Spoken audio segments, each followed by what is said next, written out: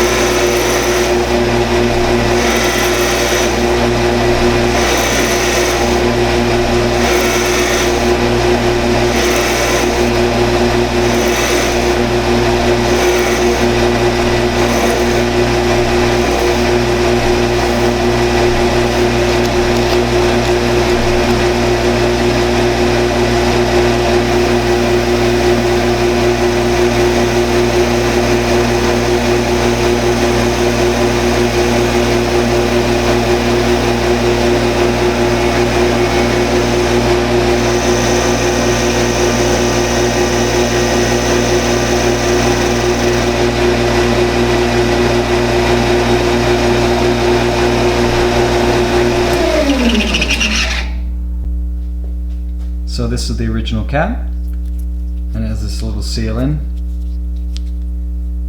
and then this is the cap that I made. So this is a machined with no finishing. Making the locking tabs was actually quite tough, but it came out fairly good.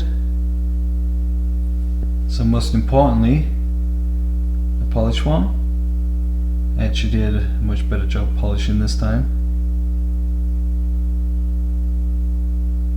And then the little seal is inside.